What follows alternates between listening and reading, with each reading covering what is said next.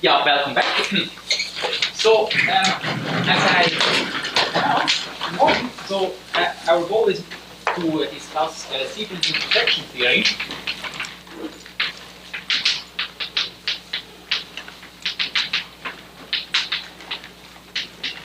For fast finite energy planes.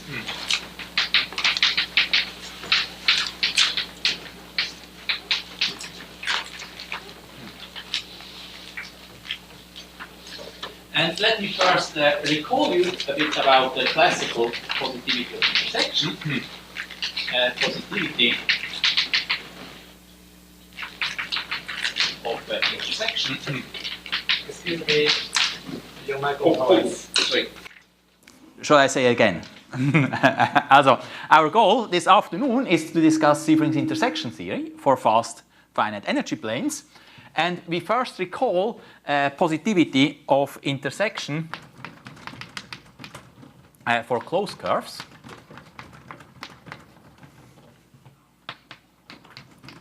So if we have Mj, an almost complex manifold, just meaning that J from Tm to Tm is an almost complex structure, i.e. square is -1, minus identity. And if the manifold is almost complex, it has a canonical orientation. So let's assume it's 2n dimensional. I define orientation on M as follows.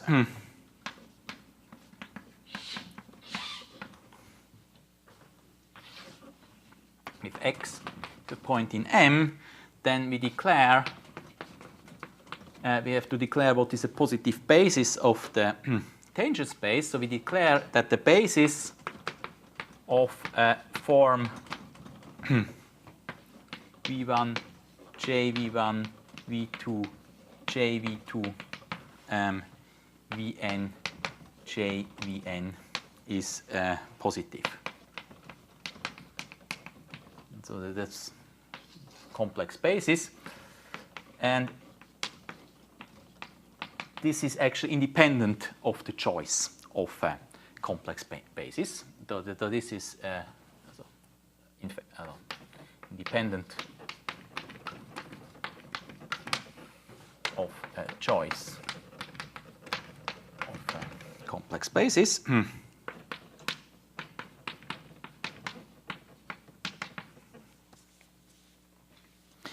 And now this is, let's assume especially that M is 4-dimensional.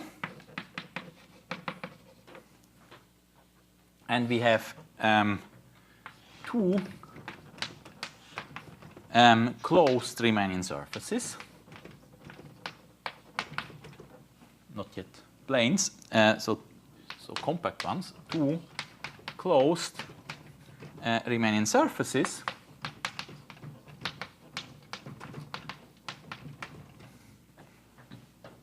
and we have U1 from sigma 1 to M and U2 from sigma 2 to M holomorphic, i.e. they interchange I with J.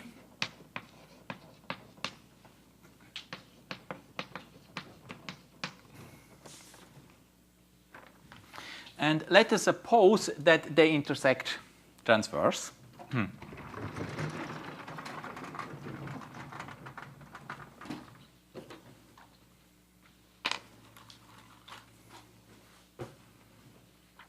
So assume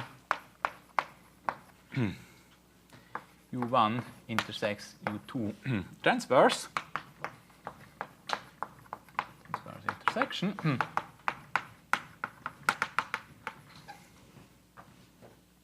for all Z1, Z2 in sigma 1 times sigma 2 such that U1 Z1 equals U2 Z2, we have that the image of du1 Z1 plus the image of du2 Z2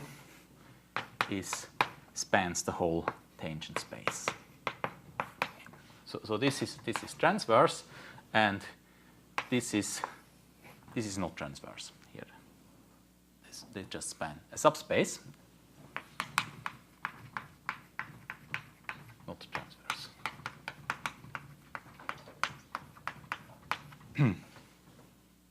And because the surfaces are two-dimensional and M is four-dimensional, this means actually that we have a direct sum, also sigma 1, sigma 2, two-dimensional, and M four-dimensional actually holds that we have splitting.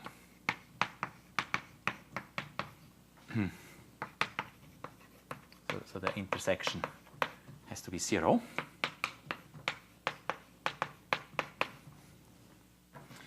And now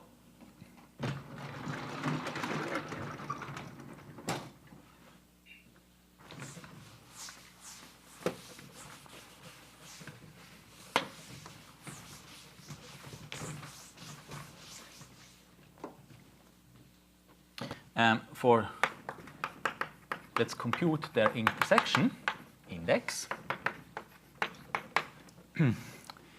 So how does one compute intersection index? So we choose V1 I V1. This is a positive basis of the tangent space of sigma 1 at Z1, and we choose V2 I V2 a positive basis of T Z2 sigma 2. And now because U1 and U2 are holomorphic, so this implies that, so they just interchange I and J, so we have du1 Z1 I V1, this equals J du1 Z1 V1, and du2 Z2 I V2, this equals J du2 Z2 V2.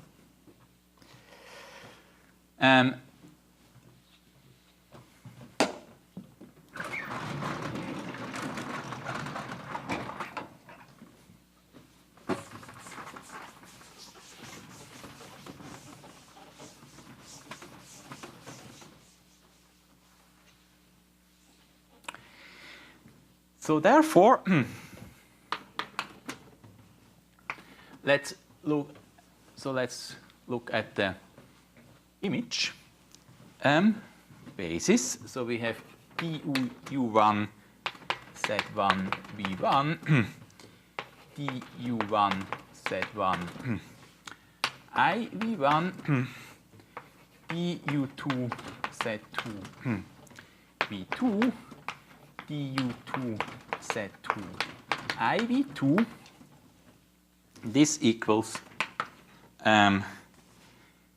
du1 Z1 V1, J du1 Z1 V1, du2 Z2 V2, J du2 Z2 V2.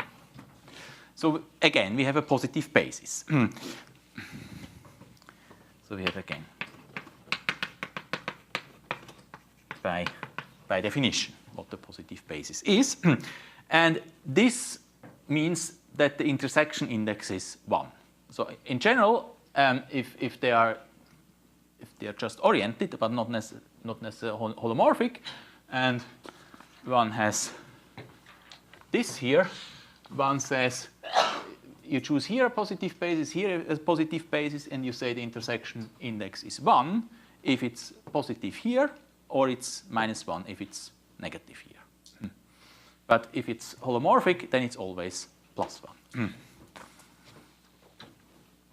So that implies that intersection index equals 1 for every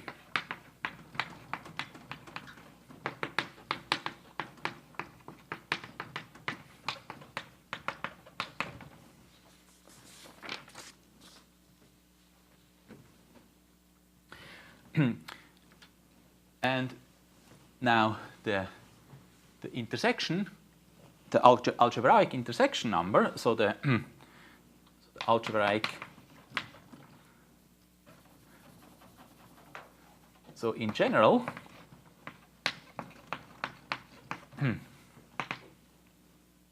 if U1, U2 are not necessarily holomorphic,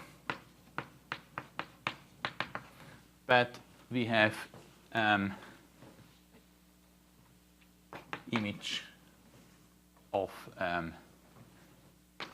du1 z1 plus image of du2 z2 plus the image is the whole tangent space.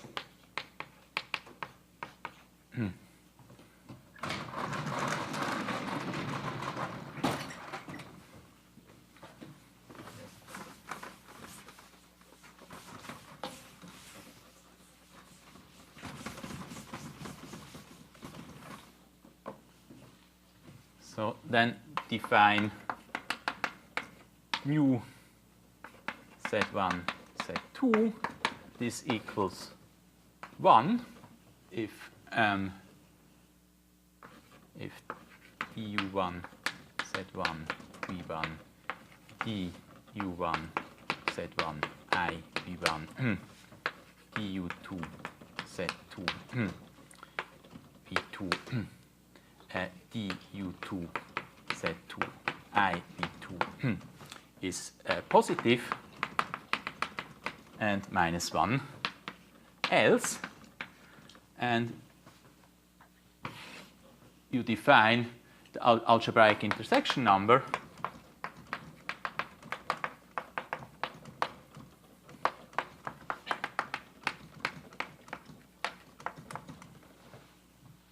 as an intersection number of u1, u2.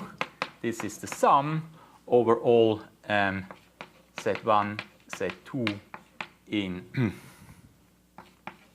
sigma 1 times sigma 2, such that u1, z1 equals u2, z2, mu z1, z2. This is a priori set, could be negative, but if you define it like this, even if they are not holomorphic, this algebraic intersection number, this is a homotopy invariant. This is a homotopy invariant.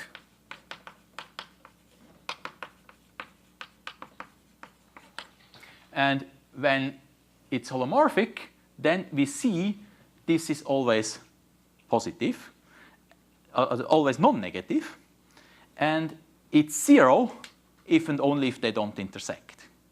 So you can just, if you know this intersection number, you can tell if they cannot intersect.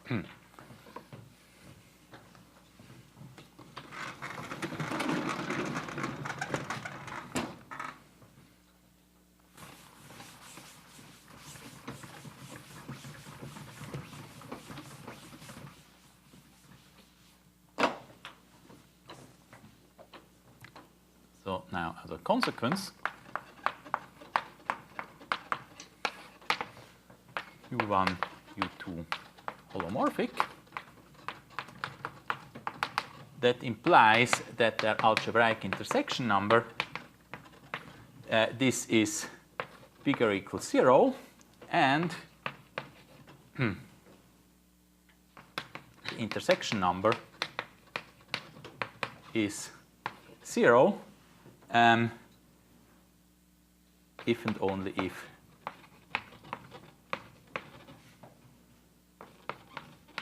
they don't intersect.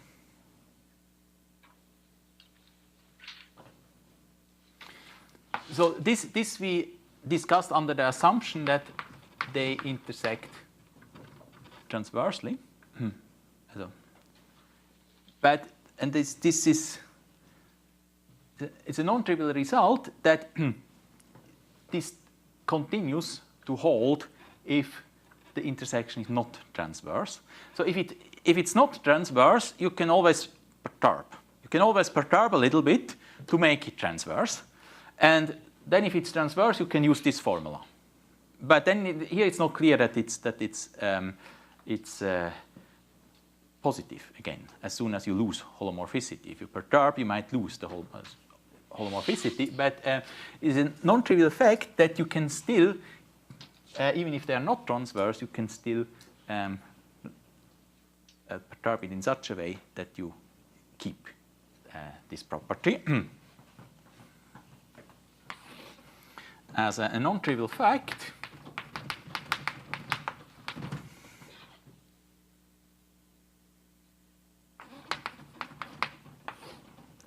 so let's make it off and qualify it.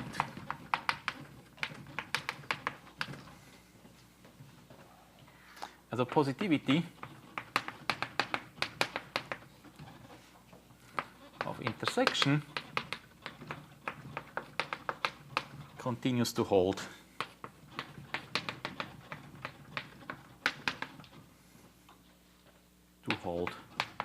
for perturbations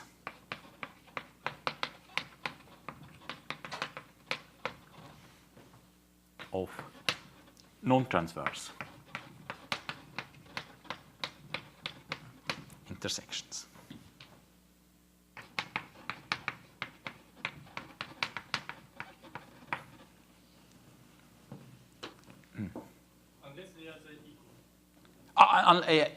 Yeah, so they if image U1 is different from image 2.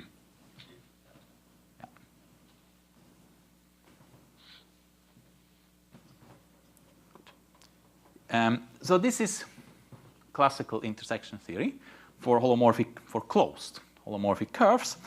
But now we have planes, and they are not compact anymore.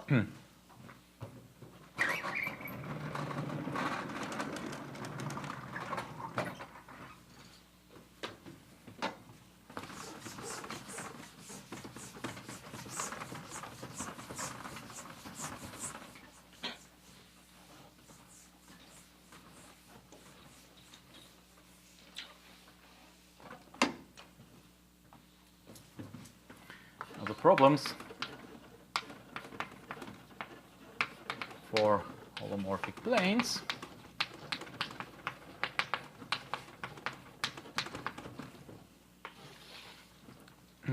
as it is non-compact, and you might vary intersections at infinity. This, and you don't know so well what happens here, and then homotopy invariance unclear.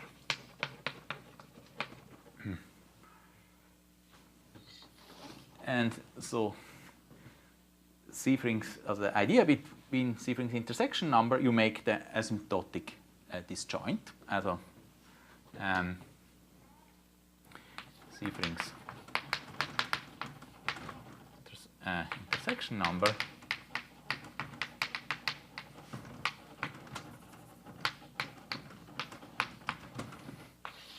idea make asymptotic disjoint. We have like this, but then instead of that, this, so you perturb.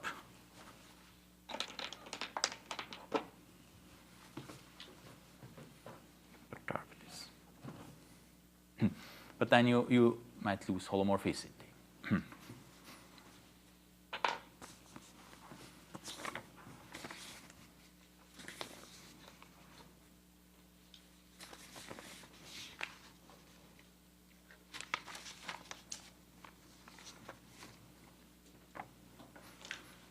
So how do we do this?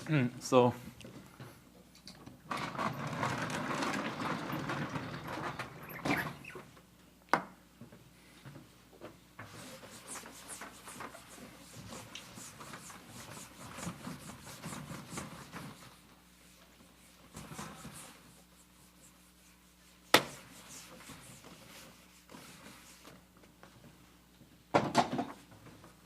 suppose you tilde UA from C to sigma times R. At the moment, it's just finite energy plane, but it will soon be fast. But at the moment, fast is not yet so important. Finite energy plane. And we have, and gamma, let's assume it's non-degenerate.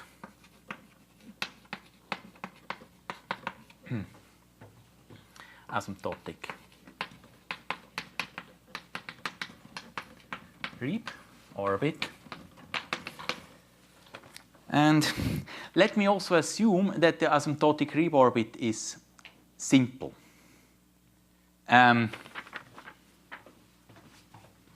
Assume so you can also do something if it's non-simple, but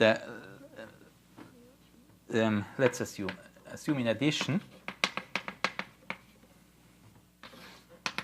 gamma is simple. And what does simple mean? What is a simple?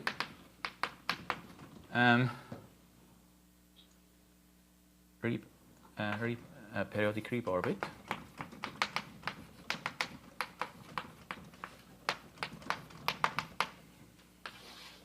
So we have gamma dot of t equals tau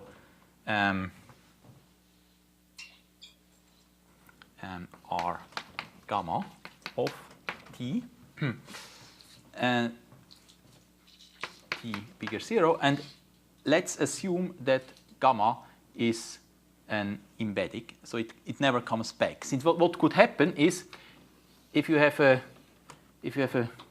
periodic orbit, you can go several times around, and you have also a periodic orbit. So let's assume it's not multiple covered. So and simple means gamma from S1 to sigma is embedding, i.e. Gamma is not multiply covered. It goes just once around, not several times.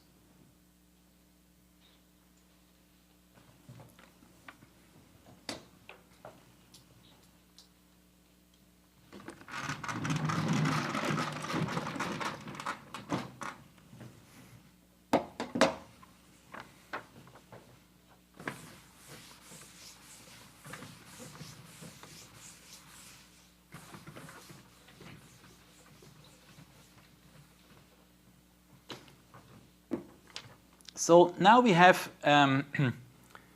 U star, Xi is the hyperplane distribution. So we have the bundle, and we choose a trivialization of this bundle. So choose trivialization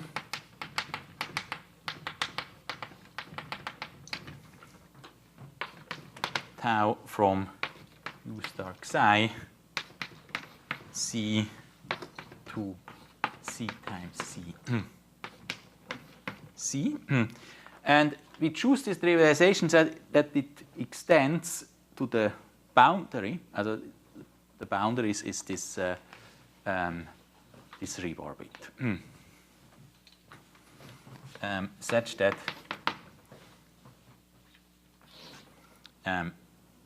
tau extends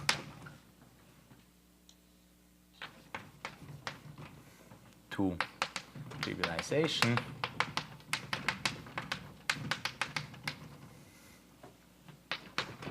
from star Xi S1 to S1 times C over S1. Now, using this trivialization, we define a non-vanishing section here. Right.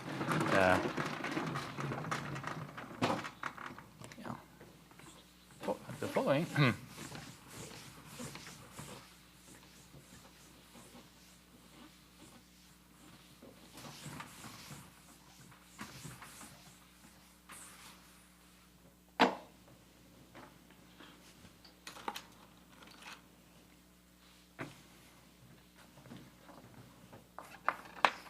Define non-vanishing section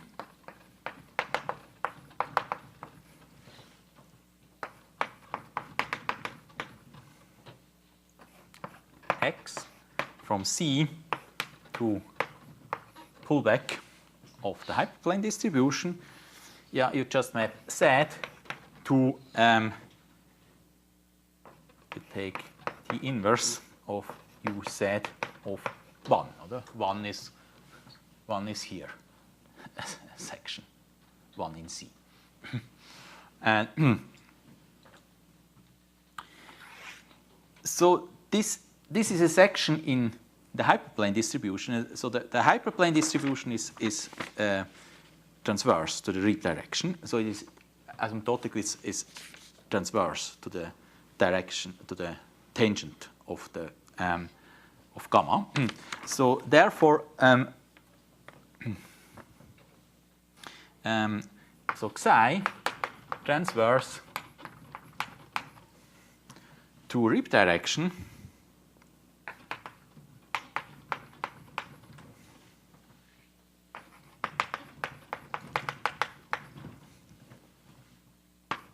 that means there exists epsilon 0 bigger 0 such that for all 0 less than epsilon then we call epsilon 0 so all epsilon bigger than 0 and less than or equal epsilon 0 we have that the image if you apply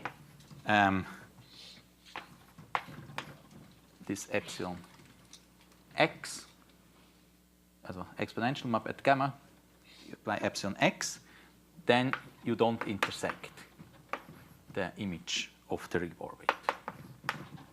So we have here gamma, so the tangent is the rib direction, and we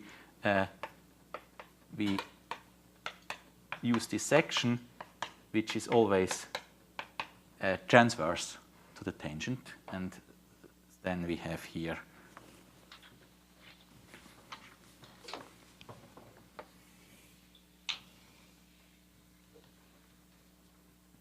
is the x gamma epsilon x.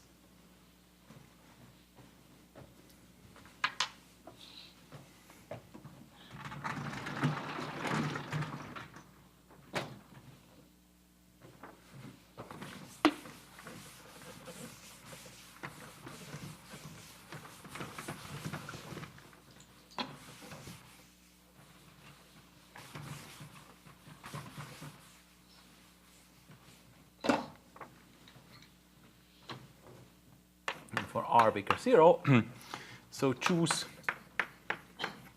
So what do we want? We want to perturb just asymptotically. So we choose cutoff function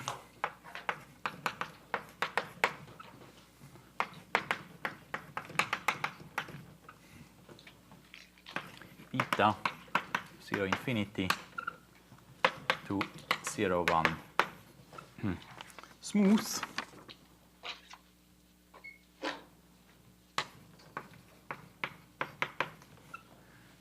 Such that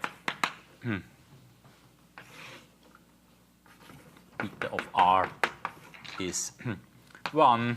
Let's say it's 1 is r is bigger or equal capital R plus 1, and it's 0 if r is less than or equal capital R. Something like this.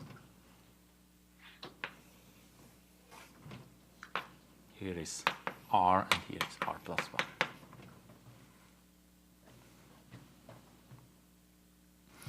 And now we define so epsilon, so this epsilon 0. Now let's define u tilde epsilon beta of z. This is exponential u z epsilon, this cutoff function applied to this section, non-vanishing section A Z. So you perturb in the sigma direction. And now, how do we define Sievering's intersection number? So now for this, the definition would still make sense if it's not fast. But Sievering also has an intersection number for non-fast ones, but then this formula is not the correct one I give. So let us now assume that it's fast.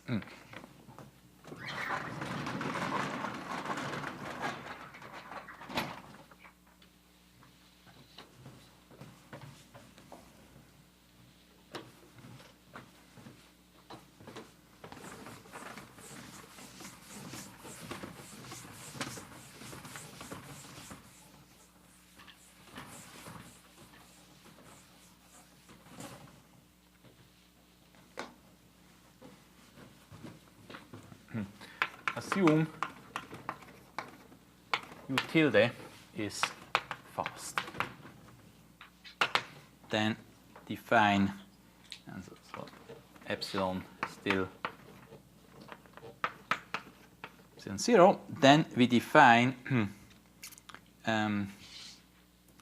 Sievering section number of u tilde, and we actually have two. We have two fast ones, u tilde and v tilde is fast. Then we define Sievering's intersection number. So we take the algebraic intersection number of the perturbed u, and we just keep, and then we add 1. So that might be a bit strange for you that we add 1. But actually, if this is the way you do it if it's fast. Maybe you already feel it has something to do if it's fast, and this asymptotic winding number is 1. And in his theory, he adds something else if it's not fast. And this here is now just algebraic intersection number. This is algebraic intersection number.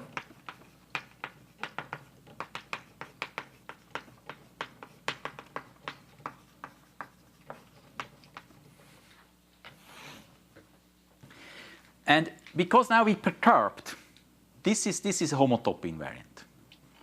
This is homotopy invariant.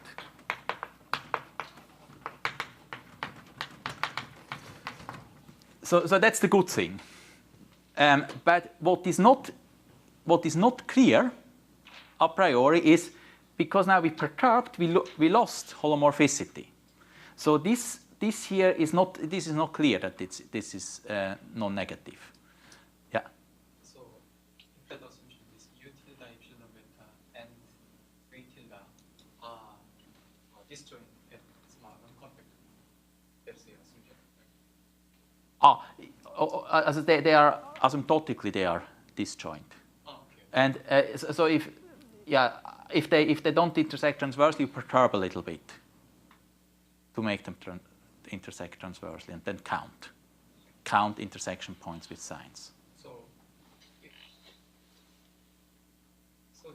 that perturbation is possible only when these two things are asymptotically disjoint. Yeah, you're right. Otherwise you. The same asymptotic. U tilde, V tilde have the same asymptotic. Yeah. But now after the perturbation, they have different. So they can only intersect in compact. Okay. That is the assumption. That's why we had to perturb.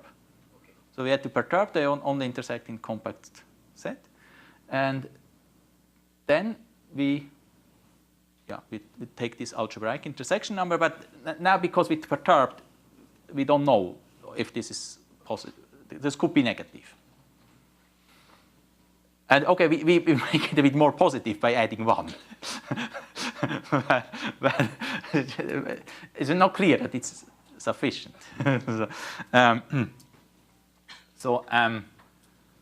What is also a priori no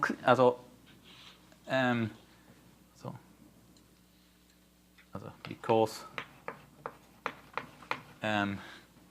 U tilde epsilon beta is not holomorphic,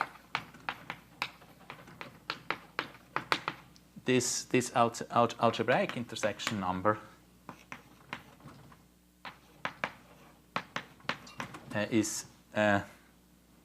could be negative.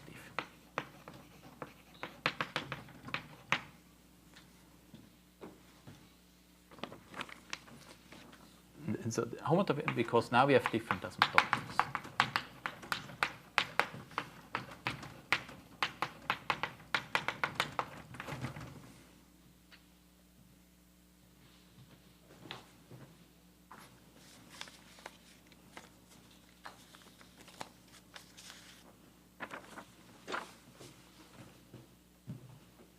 Okay. Now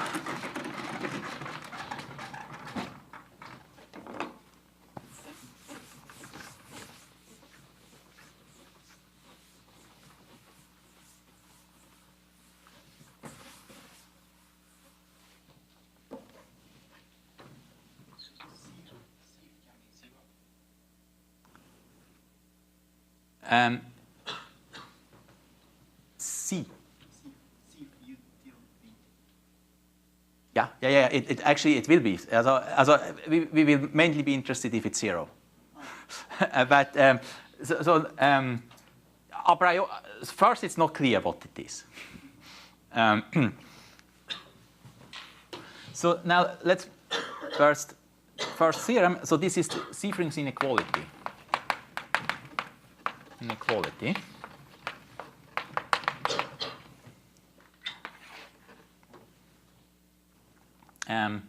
The theorem, Seifring.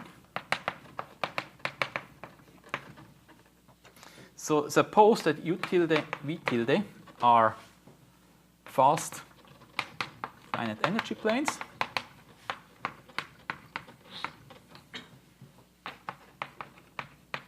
Asymptotic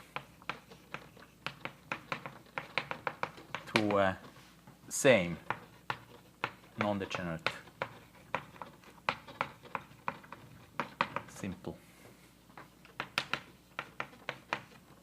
Reed orbit. And assume in addition that the images are different. Then we have the following. So we have the algebraic intersection number of U tilde and V tilde, this is bigger or equal 0, because these are holomorphic. This is less than or equal C-frings. Intersection. So C-frings intersection number is actually also non-negative.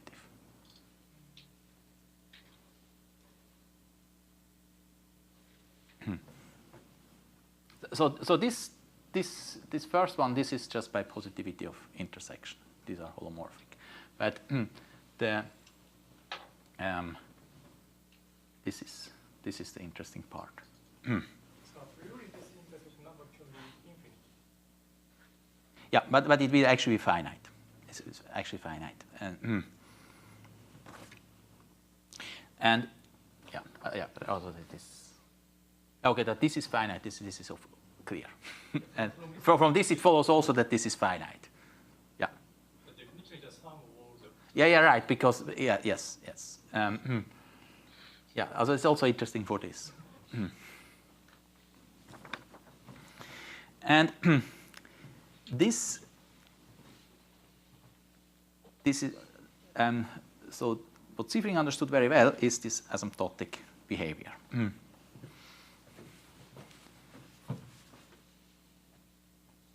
Maybe preparation for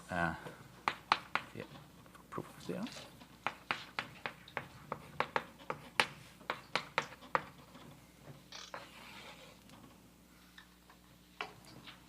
So recall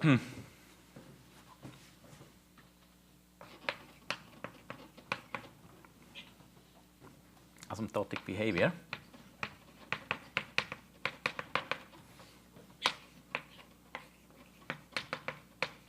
So we have so this maybe U tilde e to the 2 pi s plus it. This is roughly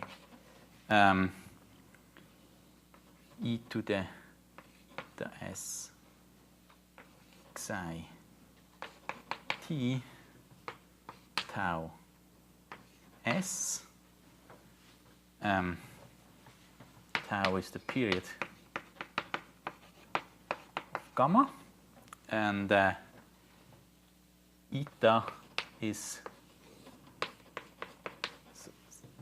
in the a negative eigenvalue in the spectrum of asymptotic operator.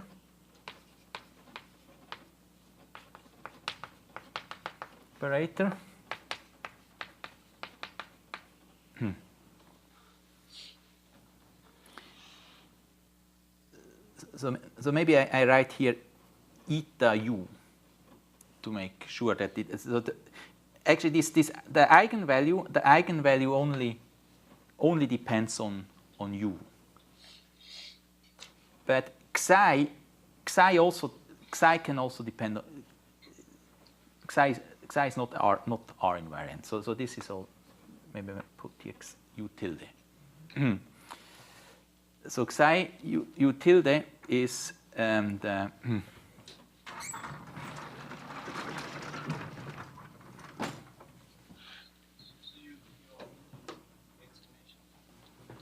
yeah, right. Here I'm a bit sloppy. I'm already sloppy here because I'm a bit more sloppy, so I omit exponential map. But yeah, actually, this is exponential map, and then you have also some. You have to parameterize a bit, and this is just up to error, which is decaying exponentially faster. So maybe can I think of this maybe gamma t plus? Yeah, right. So yes, because you have now this.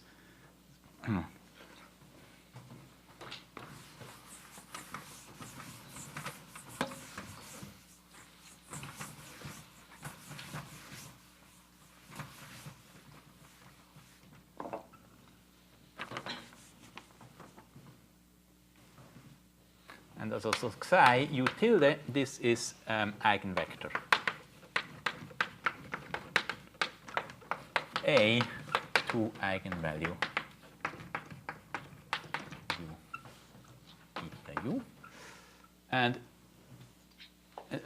so this here is u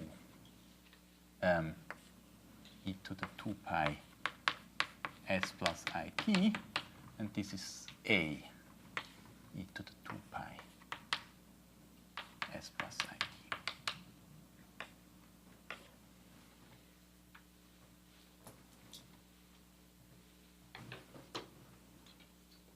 And same is for v tilde. So v tilde is 2 pi s plus it.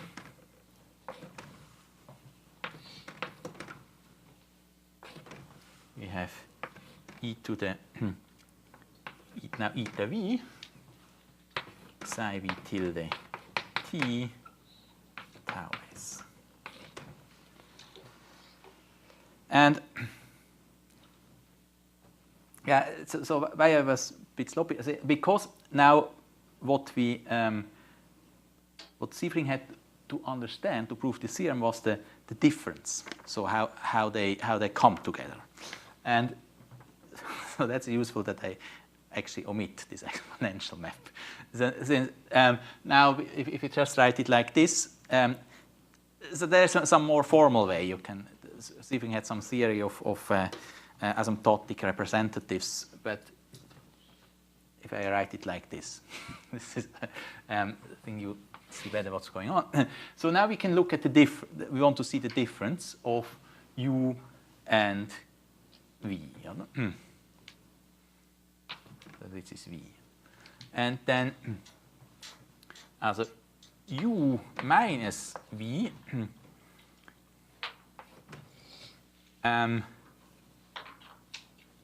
e to the 2 pi s plus it.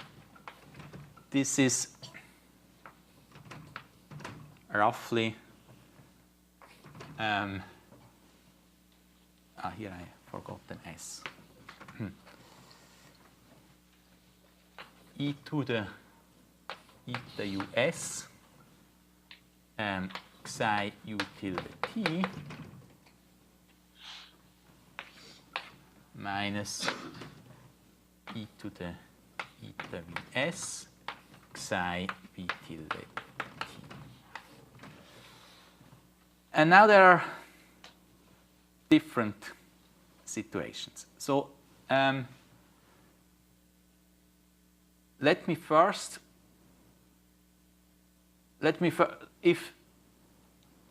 discuss the case where eta u and eta v are different.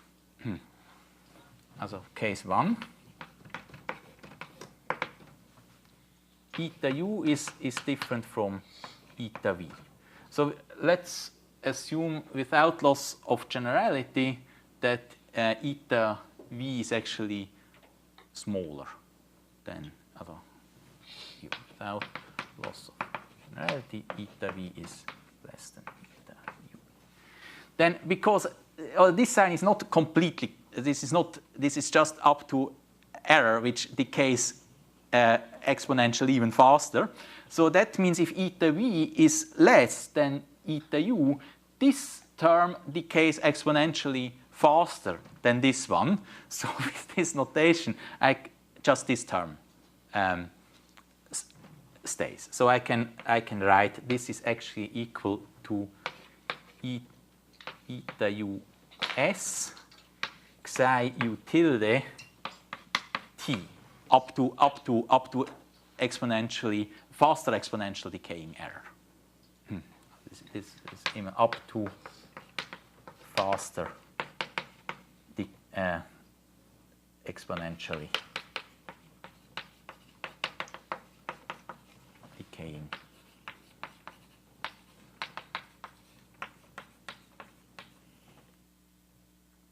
So the second case is that they are equal.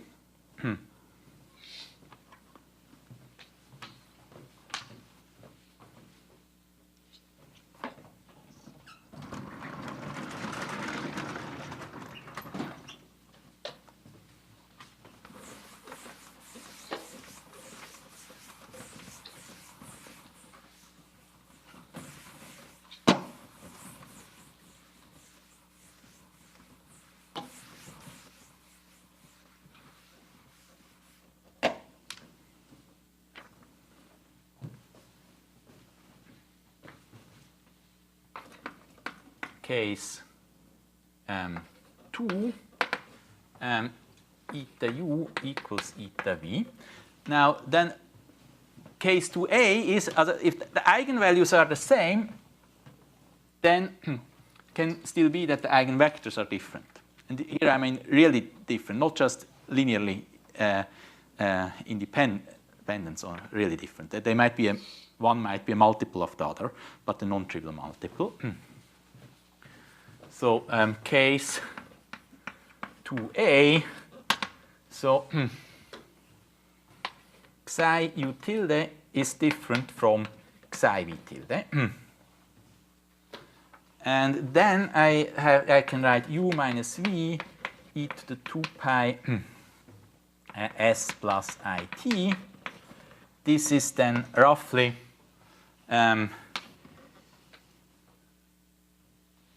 psi u tilde t minus psi v tilde t e to the, now it doesn't matter, eta u or eta v, whatever you want, eta s. And this is then another, is again an eigenvector of this eigenvalue. This here is again, this here is an eigenvector to eigenvalue. Eta u equals eta v. And now there is the very degenerate case that these two are actually also equal. And this situation then Siefring analyzed, and because but we still assume that images u tilde and image of u tilde and image of v tilde are different.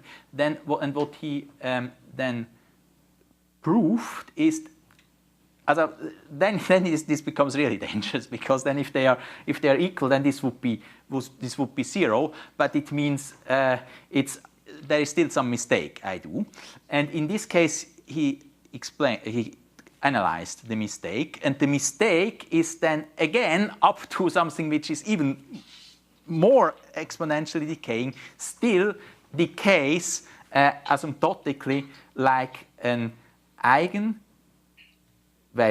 an eigenvector times e to the eta s eigenvalue. And this eigen, then there is one which is even a smaller one. So this is then the non-trivial case. So case 2b, where we have xi u tilde equals xi v tilde, but since image of u tilde is different from image v tilde, Siefring proved there exists eta, an eigenvalue of the asymptotic eigenvector, eta less than u plus eta v, and psi eigenvector of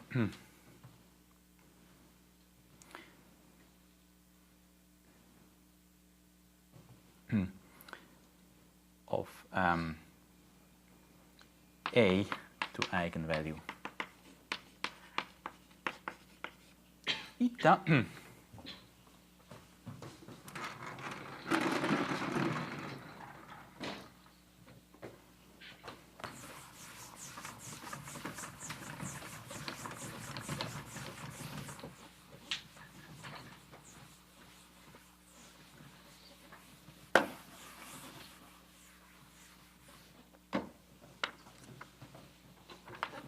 such that u minus v 2 pi s plus it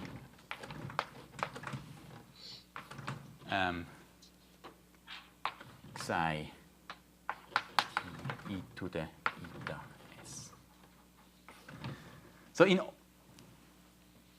all cases,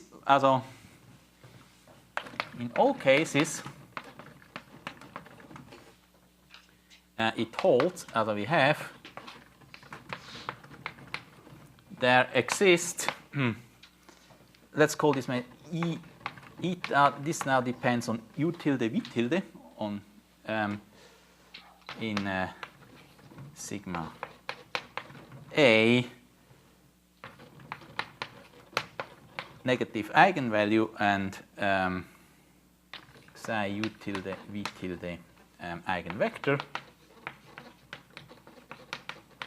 to eigenvalue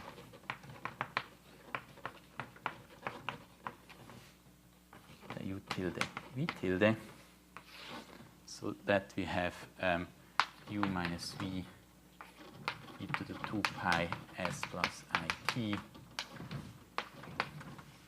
goes roughly like psi U tilde V tilde t e to the eta U tilde V tilde s.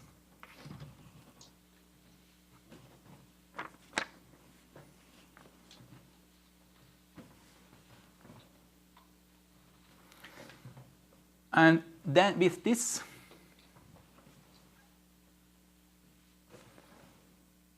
now this here, this has again a winding number. And let me give this as an exercise in homotopy theory, or you can read it also in our book or in Siefring. So what this here, you can always even if it's not fast, even if it's not fast, you can always express this algebraic intersection number with the help of this here, of this how this difference decays. Also, so exercise.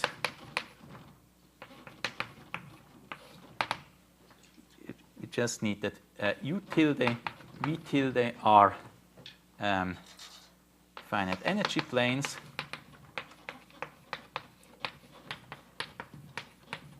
Asymptotic.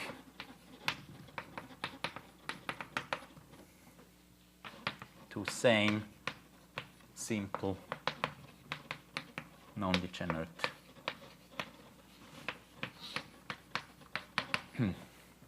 Reed orbit. Gamma, also not necessarily fast, such that they have different images.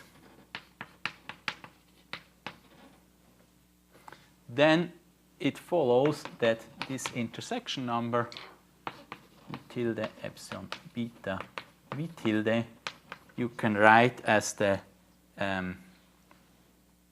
algebraic intersection number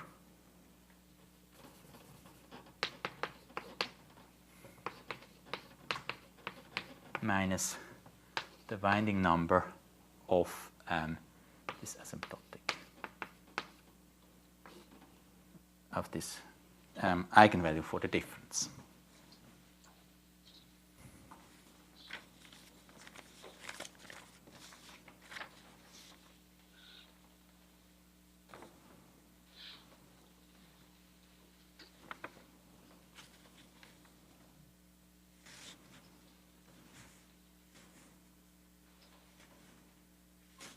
Okay.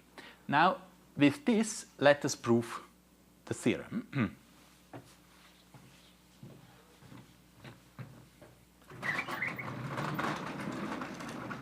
And the proof of the theorem is actually quite nice because it shows a bit more than the theorem tells us.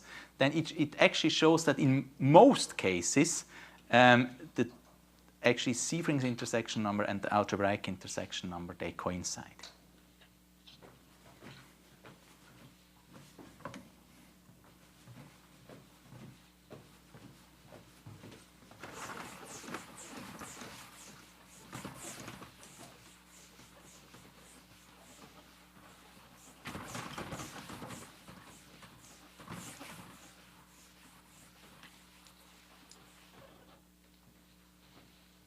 Proof of theorem.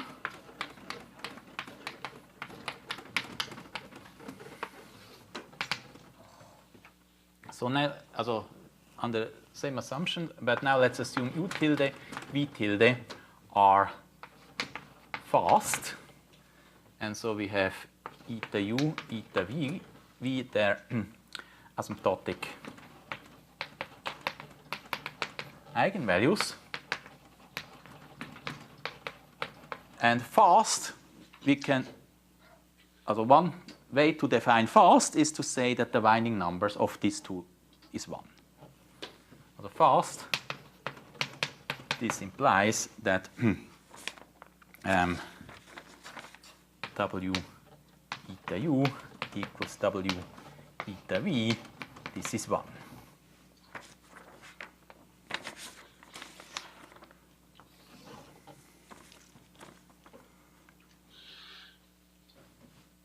And now let's look, okay, and we also have psi U tilde and psi V tilde are the asymptotic eigenvectors.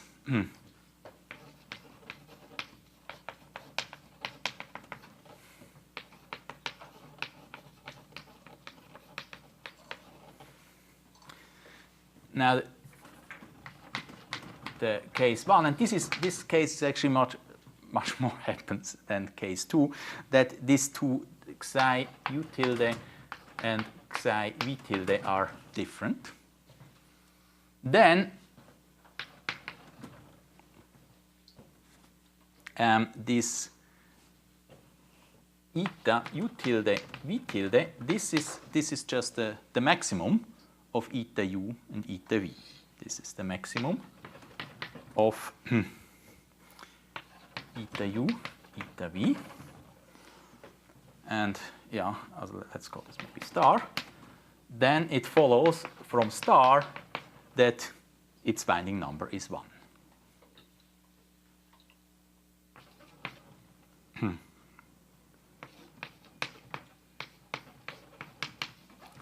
And then we plug this, so we use the exercise.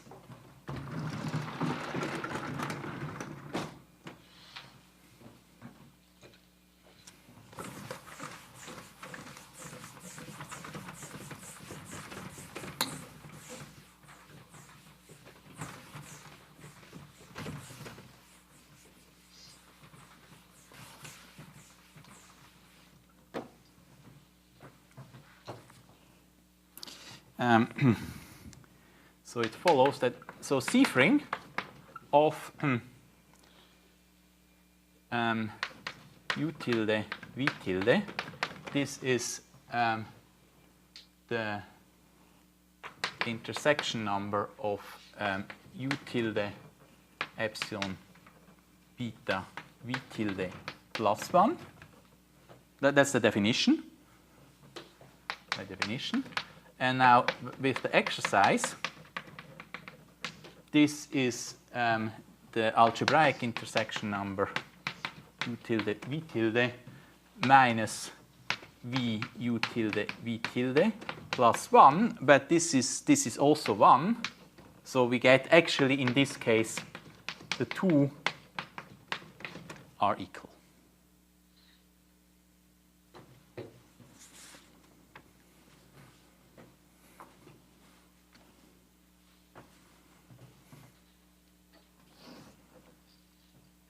And then case 2, the unlike case is then if you have psi U tilde is different from, it equals V tilde. So in this case, this difference has to decay even faster. So the eta U tilde V tilde is less than eta U, as in this case, they are eta U and eta V are of course the same. But now we have the monotonicity of binding numbers. Monotonicity of binding numbers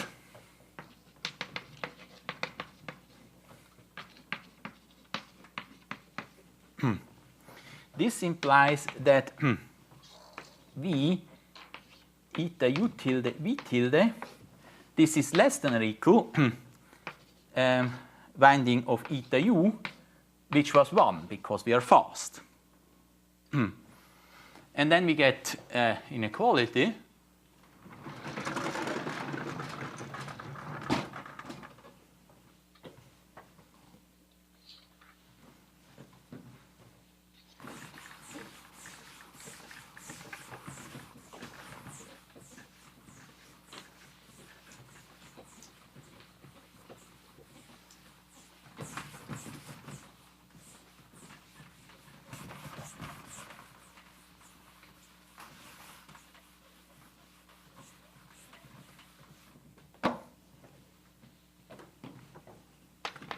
And it follows Seefring, section number of u tilde v tilde.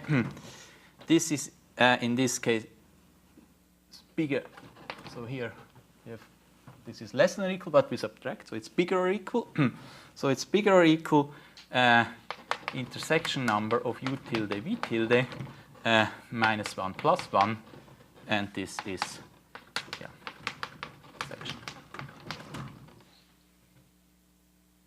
And this proves the theorem. But it proves the theorem, but it proves it actually a bit more, because the proof shows that if these two are different, then Seefring's inequality is actually equality. As a proof revealed more, namely if say u tilde is different from cv tilde, then Seefring's inequality becomes equality.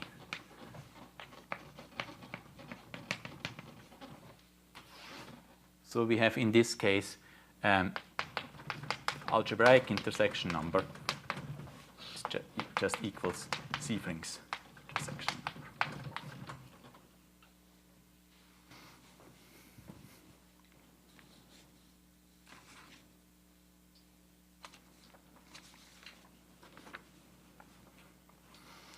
And this is actually quite funny, because we have the R action.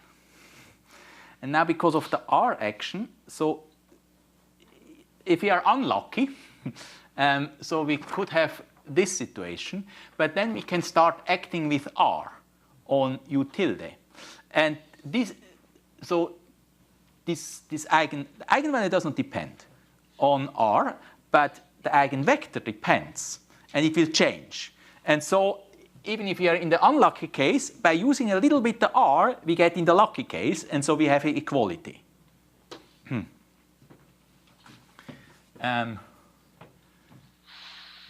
So recall R action. Namely, we have R star u a is just u a plus r, and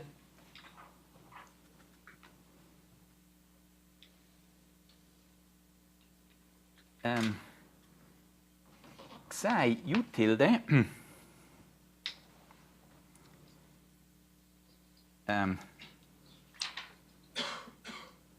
is different from psi r u tilde for r different from 1, then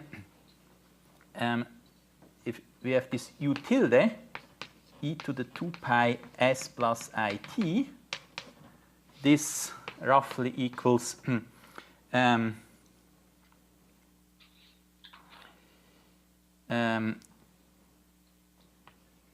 psi u tilde t e to the eta u s tau s. But now if we start acting with R, we change this here, so we have to reparameterize. And from that, we get the following formula.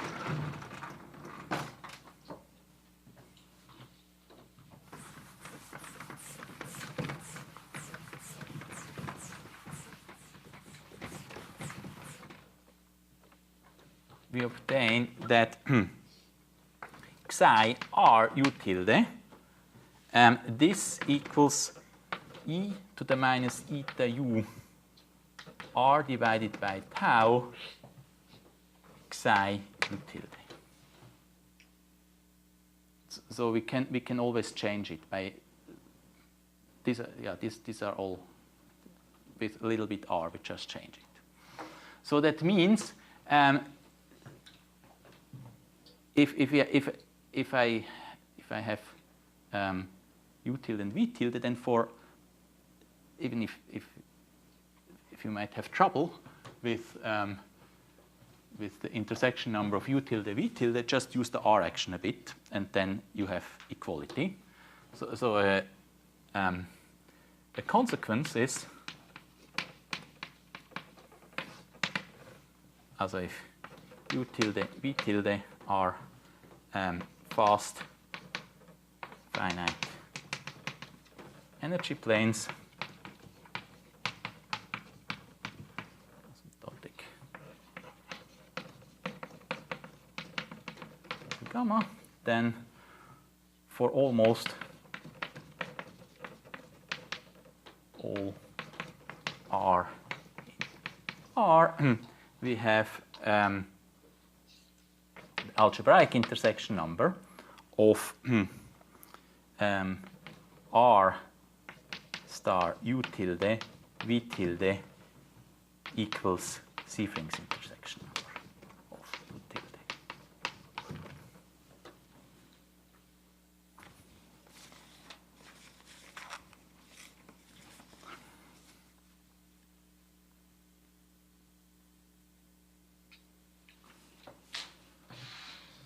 And a consequence of this is that actually Siefring's intersection number is symmetric. This is the algebraic intersection number, this is symmetric, but a priori it's not so clear for Siefring's intersection number since you perturb one and the other you don't perturb.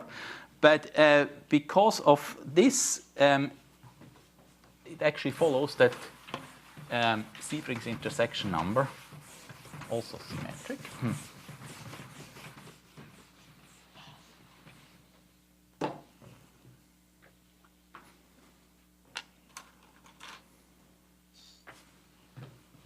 The consequence is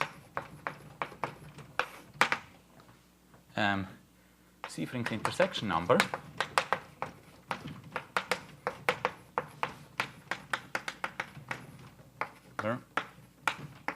is symmetric.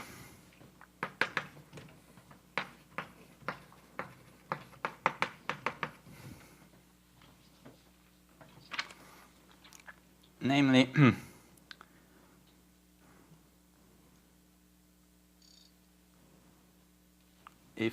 let's suppose we have u tilde v tilde fast and energy planes.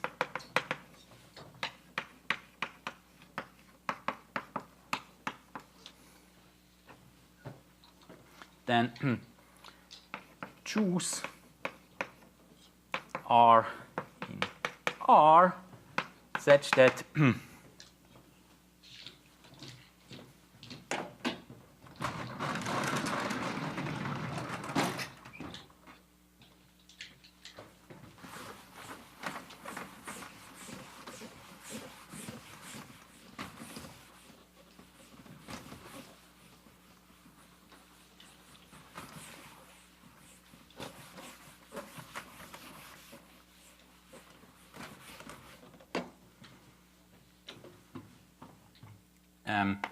the algebraic intersection number of R star u tilde v tilde equals Siefring's intersection number of R star u tilde v tilde, and the algebraic intersection number of minus R star v tilde u tilde, this equals Siefring's intersection number of minus R star v tilde u tilde.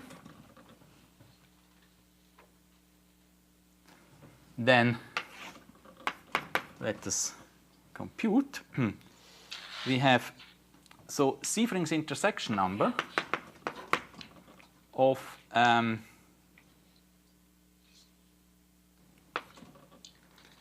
V tilde U tilde. So this is so Siefring's intersection number is homotop invariant, homotop invariance.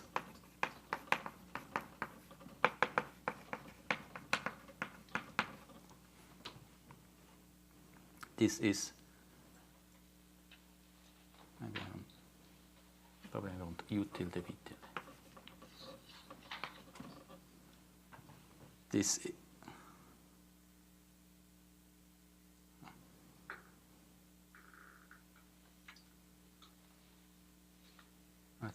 so this is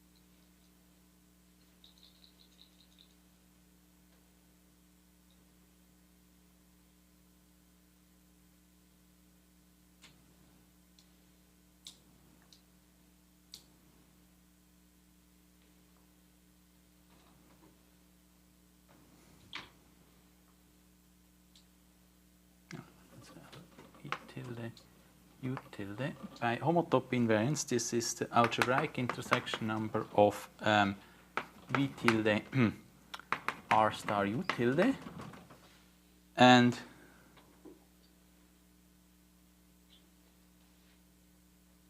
no, this is this as I have U V. This is U V, and this equals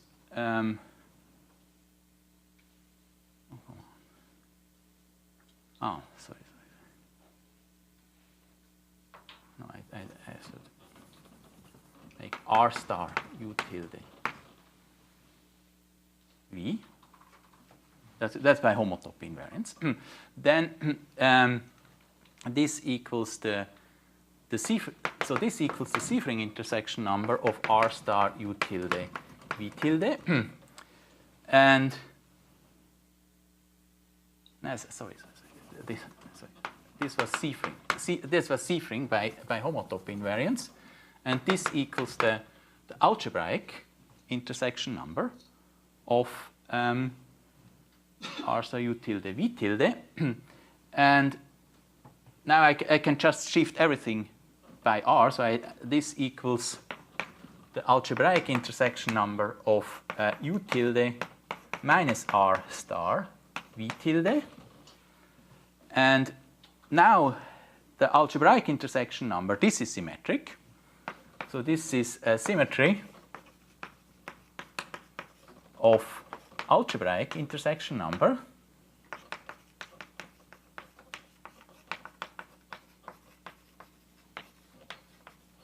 this equals algebraic intersection number of minus R star V tilde U tilde, and this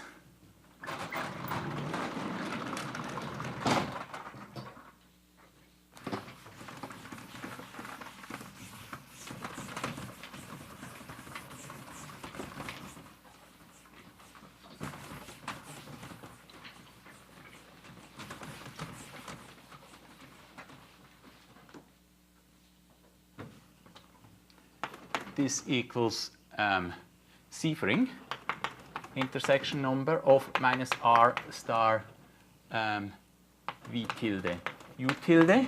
And now I use again homotop invariance. So by homotop invariance,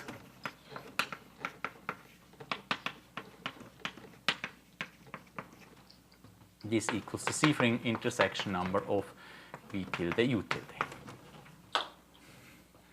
Good. So now, yeah, now we can always play. So if you and so let us make how to compute Sievring's intersection number. And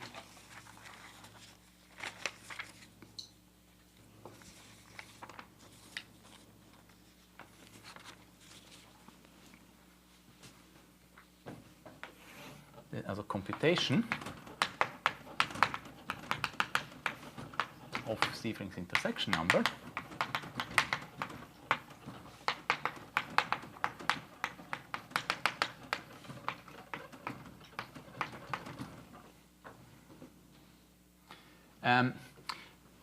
Here, actually, self. Let's compute the self intersection number, because we can also look at intersection number of U tilde with U tilde. So that's so theorem tilde equals UA fast finite energy plane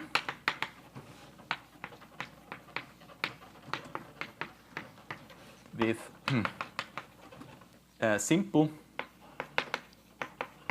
non-degenerate asymptotic Reeve orbit gamma. Then Sievring's self intersection number of U tilde with U tilde we can compute in the following way. Namely, this is the number of points ZT in C times S1 such that U of Z equals gamma of T. So it means how many times this U intersects asymptotic orbit.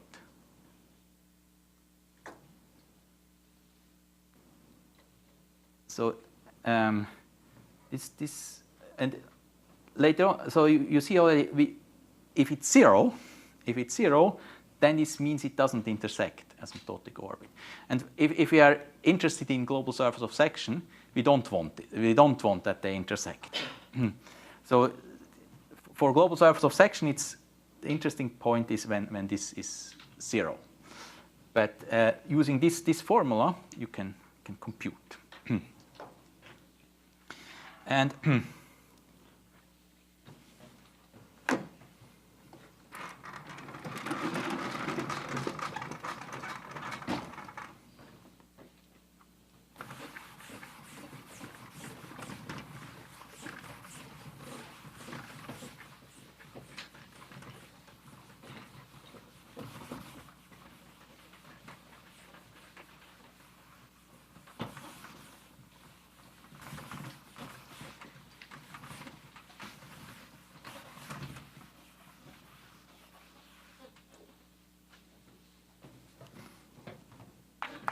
proof. We actually look at kind of a degenerate case of Sievring's intersection number. Namely, so this, because of homotopy invariance, this is invariant of the R action. So we make R bigger and bigger and let it go to infinity. By homotopy invariance,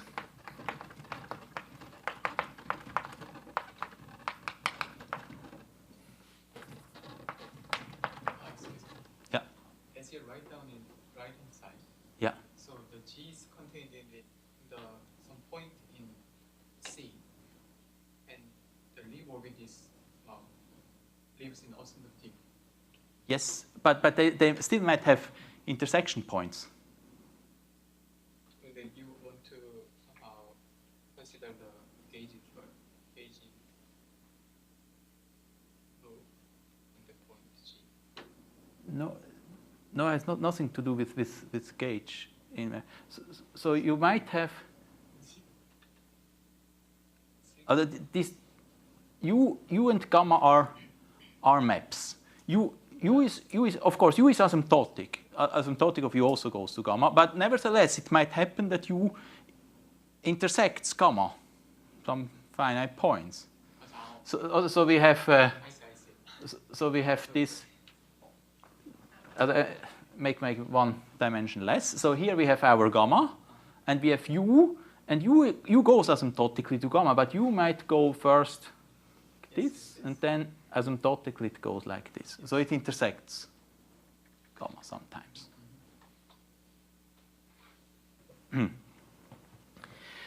Okay, so by homotop invariance, we have the Seefring intersection number of U tilde, as a self-intersection number is the same as Seefring intersection number of R star U tilde for R in R. And then, so consider the limit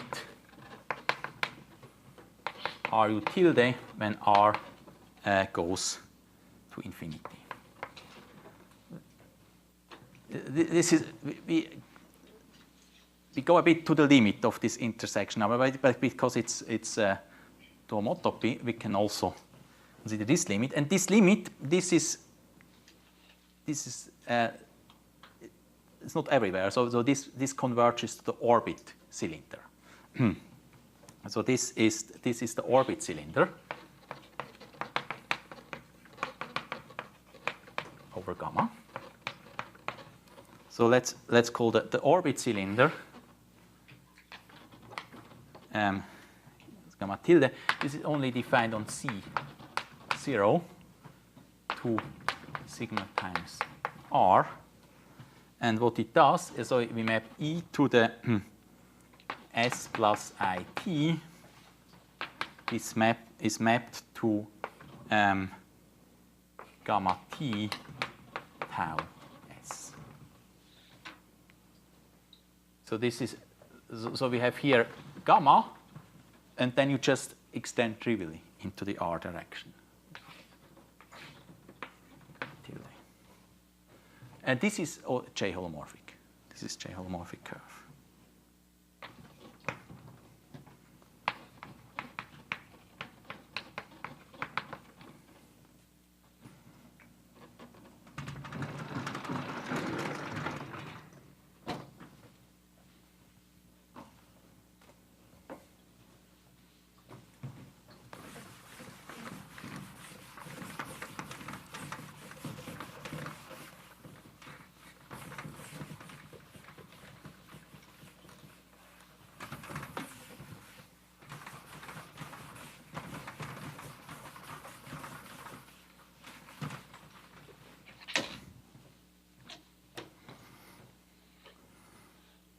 And by letting this go to the limit, so we have Seefring tilde U tilde. We can all the Seefring's intersection number of this orbit cylinder.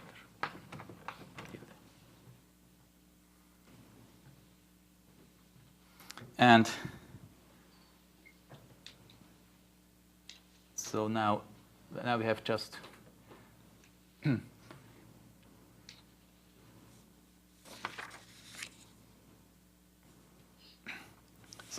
so now we look at Z1, Z2. Let's look at the intersection point of these two curves in Z0. U tilde Z1, this equals gamma tilde Z2.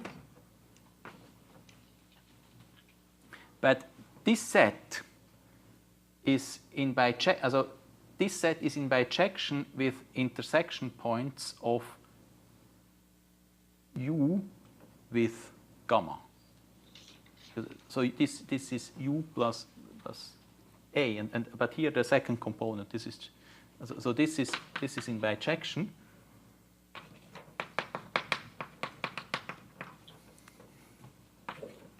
To T C times S1 U Z equals gamma T.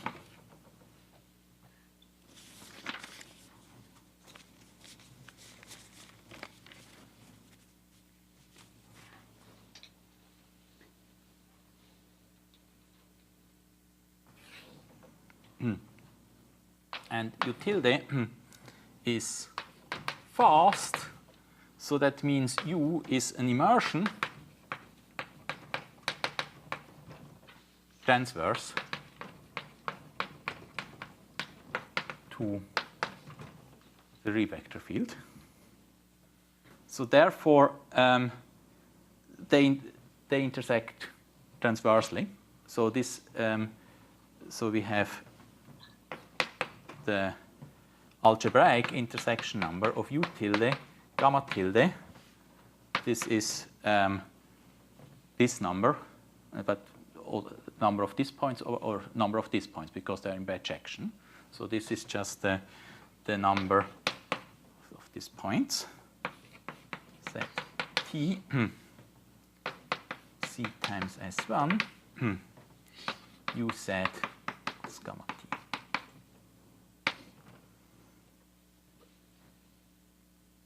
And the orbit cylinder also has asymptotic eigen vector, but this is 0. And U tilde has non-zero 1. So they are different. So therefore, in this case, also algebraic intersection number equals Sievering intersection number.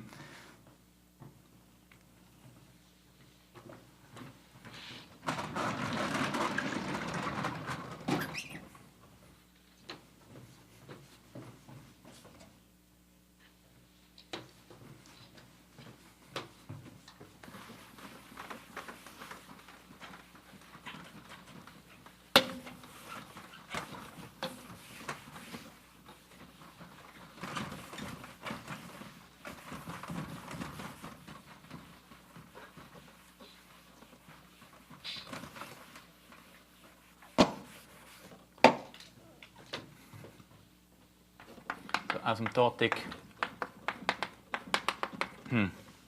eigenvector of gamma tilde, this is 0, and the asymptotic eigenvector of U tilde, this is different from 0. So we have also U tilde, gamma tilde, different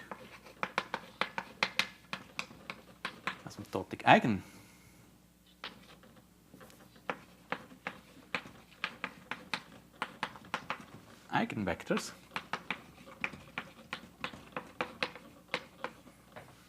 And in this situation, Sievering inequality is equality. So it follows that Sievering's intersection number of U tilde gamma tilde equals the algebraic intersection number of U tilde gamma tilde, which is just given by this number. Set T C times S1 U of Z is gamma T. And as we just discussed in the beginning, this is the Sievering self-intersection number. So this proves the theorem.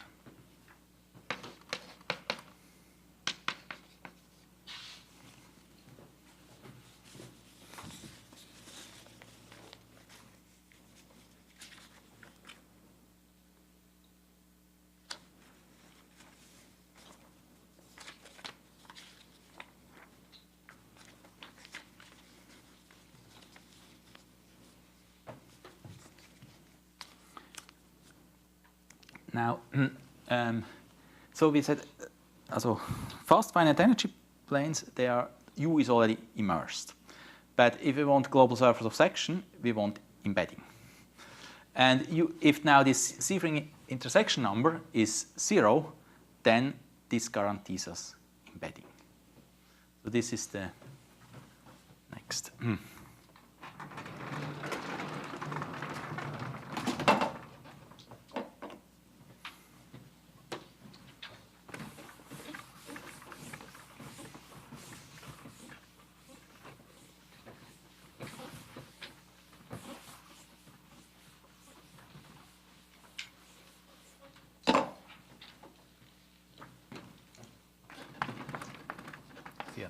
So we assume at U tilde UA fast finite energy plane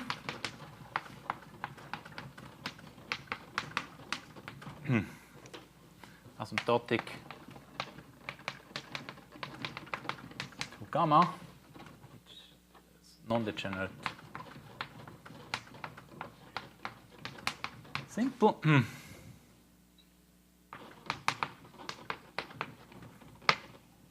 So assume, now we can, using the computation, we can just say Sieveling self-intersection is 0. We can assume that U, the image of U and the image of gamma are disjoint, or the Sieveling self-intersection number is 0. Then U from C to sigma is embedding.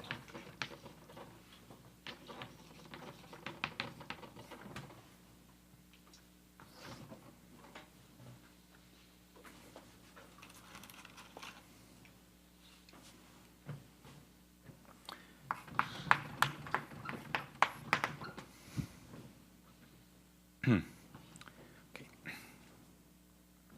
So let's prove this theorem. So U tilde is fast. So this, we already know that U is immersion. And what we have to show is that it's injective. To show injectivity.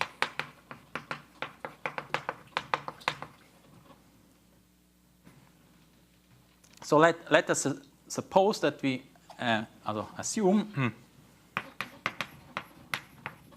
we have Z and Z prime in C such that UZ equals UZ prime. And we want to show Z equals Z prime. That's the task at hand. So this is immediately not so easy. So we first show something related. We first show that A of Z equals A of Z prime. This is a good start. If they are the same, then of course A of Z and A of Z prime should also be the same.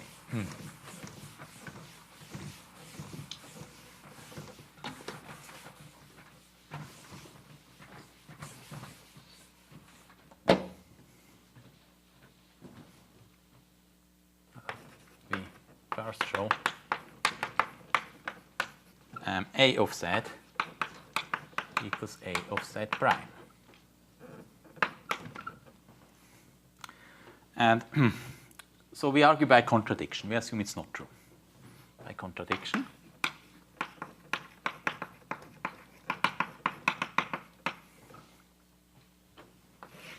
Assume A of Z is different from A of Z prime.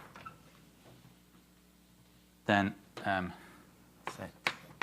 C is A of Z prime minus A of Z. Then it follows that C star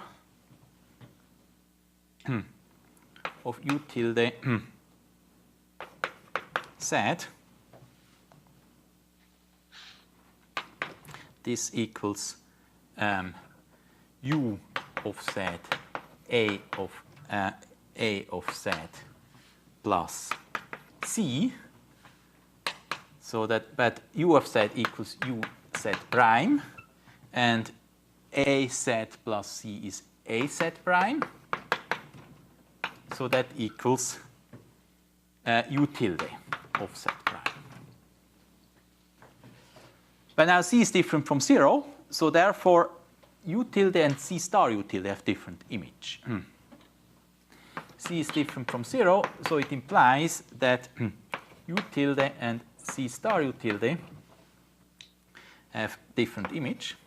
Also image tilde is different from the image of C star U tilde. So it makes sense to look at their algebraic intersection number, i.e. Also int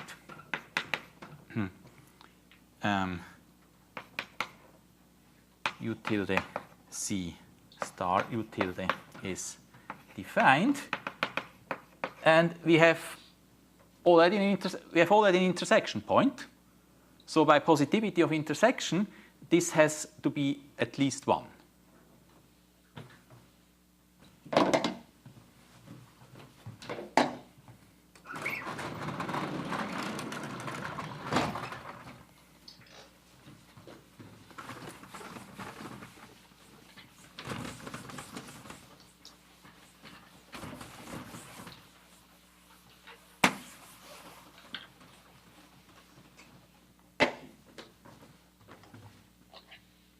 So positivity of intersection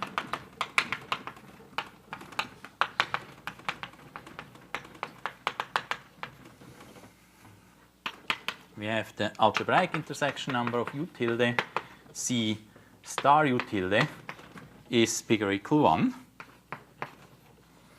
And therefore, by Seefring's inequality, Seefring's intersection number is also bigger or equal 1. So Seefring's inequality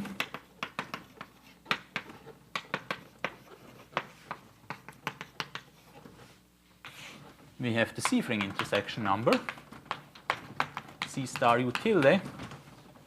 This is bigger or equal the algebraic intersection number. This is bigger or equal 1. But this is homotopy invariant. So this is the Seefring intersection number of U tilde, the self-intersection number. And as we have just shown, this is by the previous theorem, the number of intersection of set T in C times S1, so that U of Z equals gamma of T, and this is 0 by assumption of the theorem. By assumption.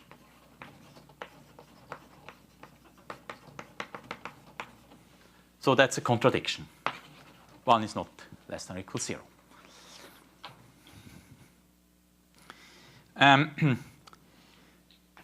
So this is true. So we proved star. So i.e. star is true. And if AZ is equals AZ prime, and we already assume that UZ equals UZ prime, actually U tilde of Z equals U tilde of Z prime. Follows that U tilde of Z equals U tilde of Z prime.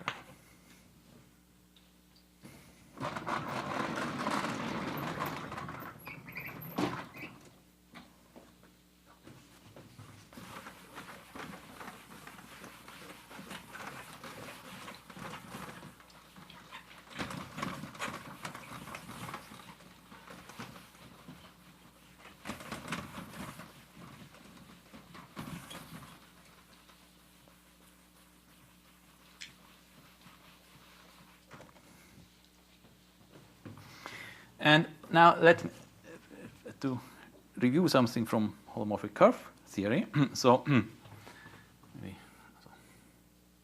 call.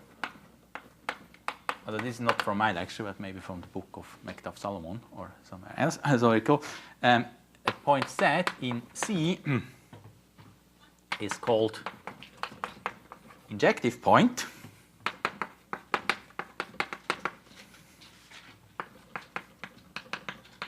Of U tilde, if and only if U tilde inverse of U tilde Z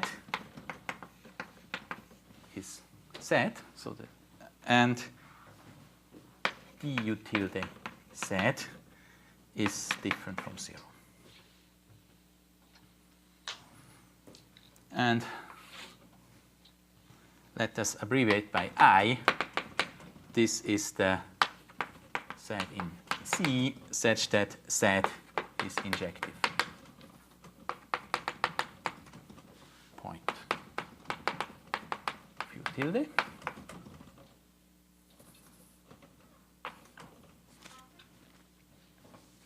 And abbreviate the singular points is the complement. So S is equals Z C, the complement, C without I, the non-injective points.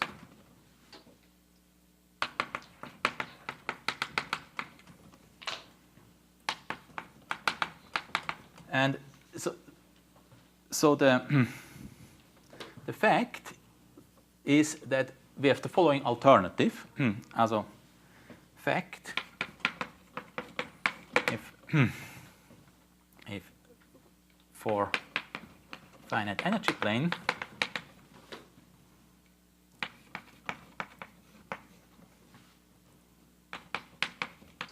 following alternative holds,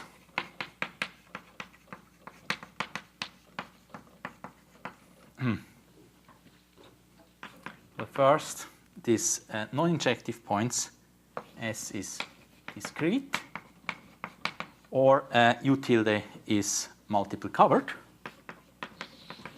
Tilde is multiply covered.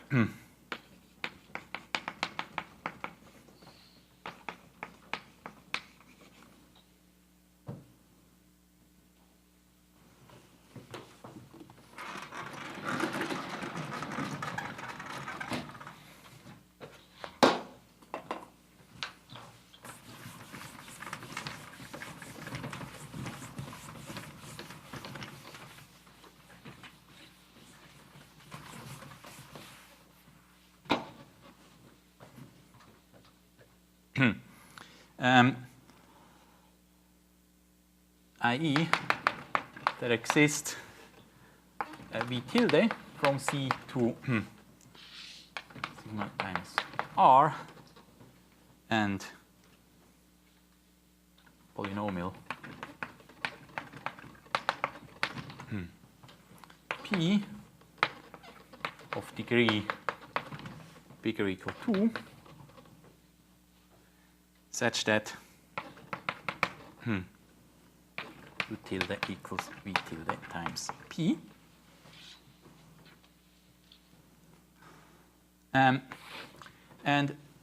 But I claim because U tilde is fast, it cannot be multiple covered. Also claim U tilde fast implies U tilde not multiply covered.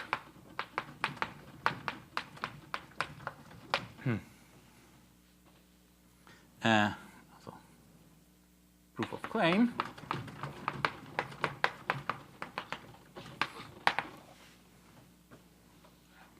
Also by contradiction.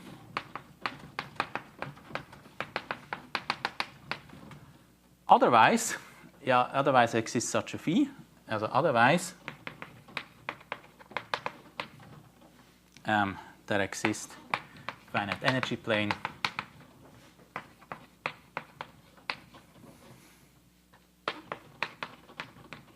V tilde V and polynomial P of degree bigger or equal to such that U equals V P. But because the degree of P is bigger or equal to, it must have critical point. The degree P is bigger or equal to follows there exist critical points, so a set in C such that dp set equals 0.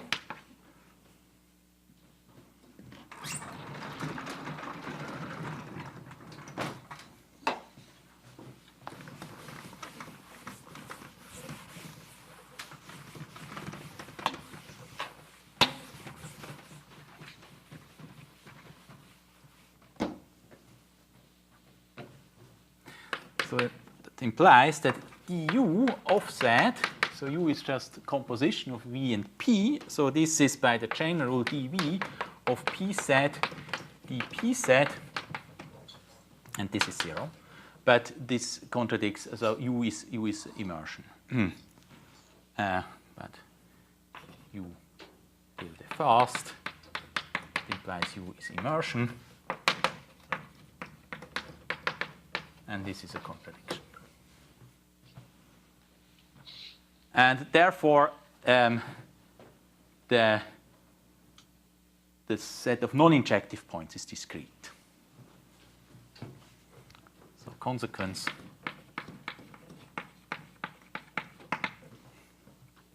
S is discrete.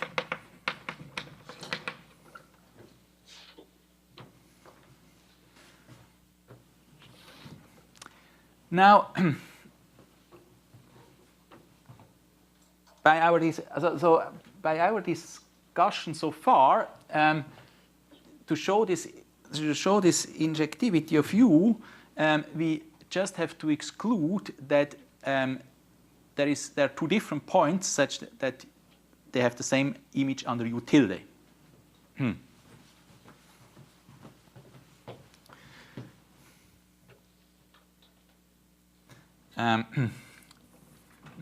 Now, so to finish proof. So assume by contradiction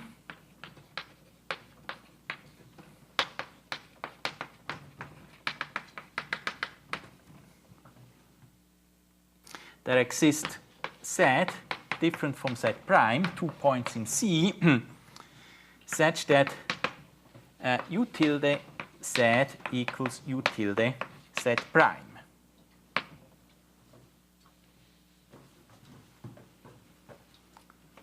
So they have. So then this is non-injective point. So that does not satisfy this.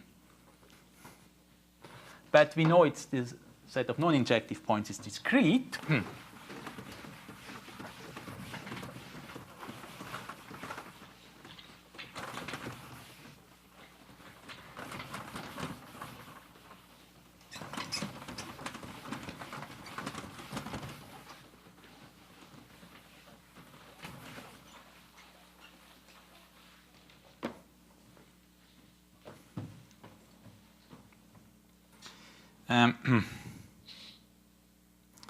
So S discrete follows that there exists epsilon bigger 0 such that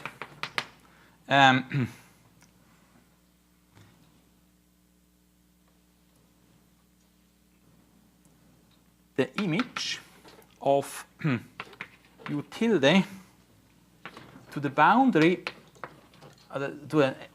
we consider a ball of epsilon of radius epsilon around Z, and restrict U tilde to the boundary of this ball. And this image intersected with the image of U tilde restricted to the boundary of epsilon ball around Z prime, this is, they don't intersect.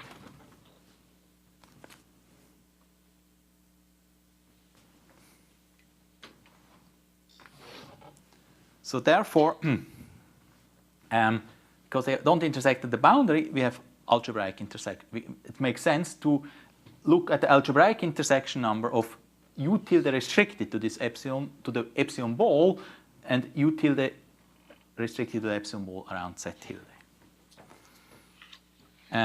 So that follows that the algebraic intersection number of U tilde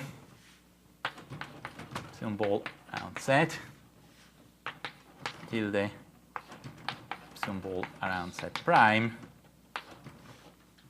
in Z is well defined.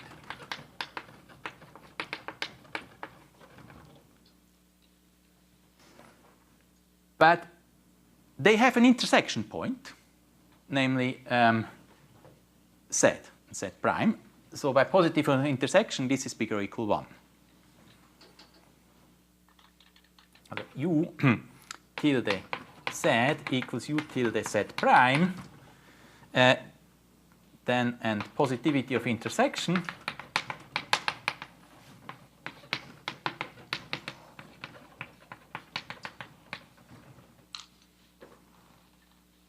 we have the algebraic intersection number of U tilde d epsilon z with U tilde restricted to the epsilon ball z prime.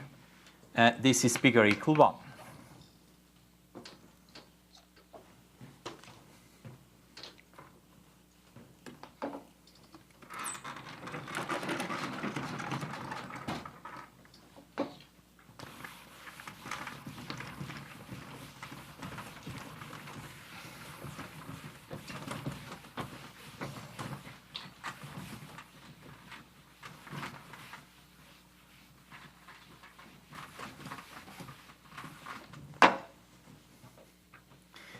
Now,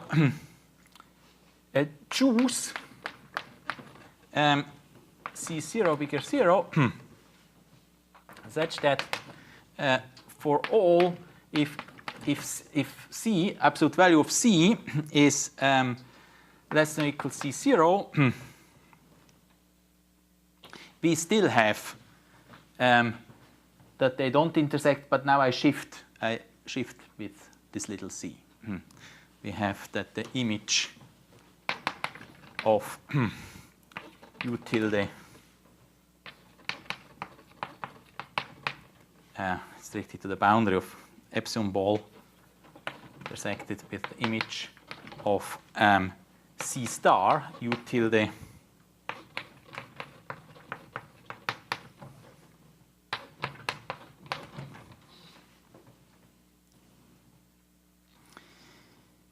and by homotopy invariance of this algebraic intersection number, this still continues to hold if I shift here with C prime.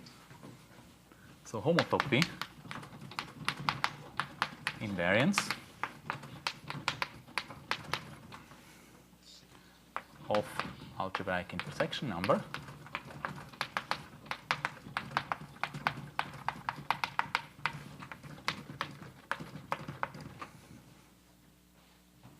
this implies that the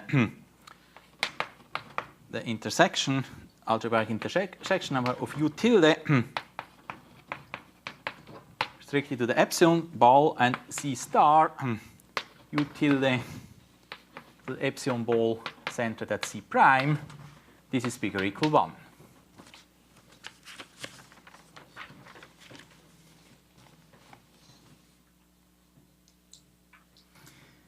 And now by positivity of intersection, if we consider them on the whole, then it can only get bigger.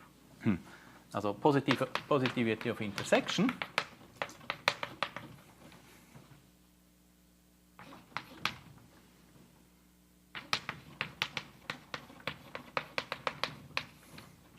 this implies that the intersection, algebraic intersection number of U tilde C star U tilde is bigger or equal 1 for if C is less than or equal C0.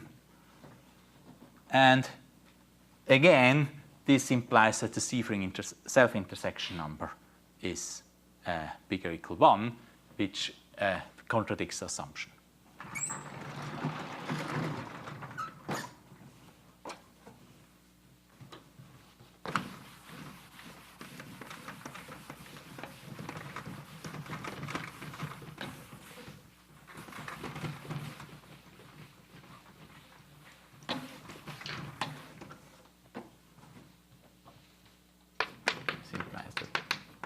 Self-intersection number bigger or equal 1, and this contradiction. This proves the theorem.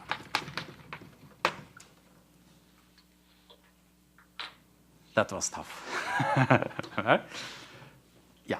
Yeah, I think that's enough for today. Are there questions?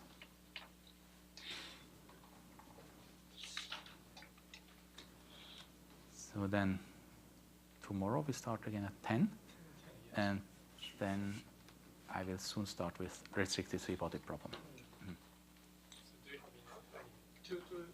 Too late. Yeah. That should be. Yeah. Mm-hmm. I think we can. Yeah, that's okay. Mm-hmm.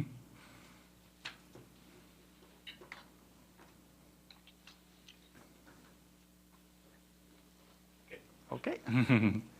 Then, thank you.